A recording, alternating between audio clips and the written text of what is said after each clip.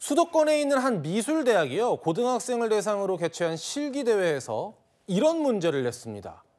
비행기 추락 직전에 기장, 40대 남성이라고 구체적으로 표현을 했어요. 얼굴 표정을 묘사하시오. 구자영 부장님, 이거는 문제가 이거 우리가 어떻게 해석을 해야 될까요?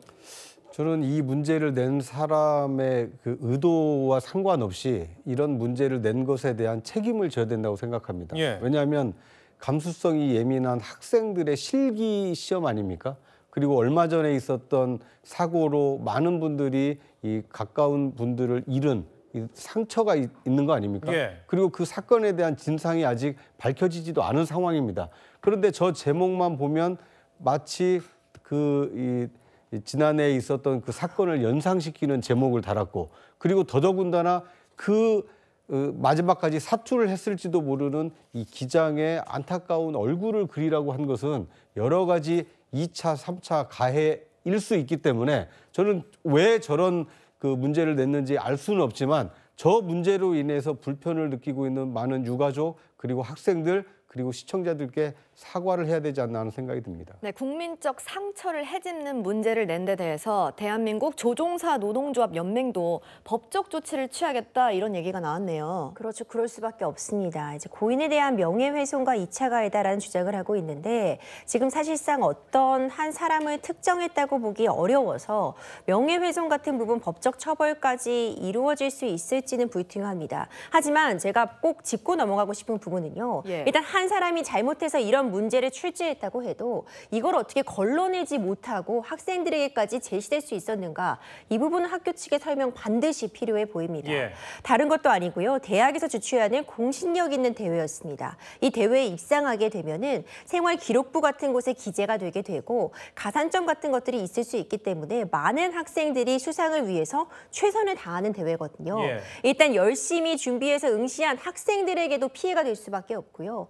누리꾼들의 많은 지적이 있었는데 이 시험 보러 온 사람 중에 어떤 항공기 참사 유가족이 있었으면 어떻게 했는가.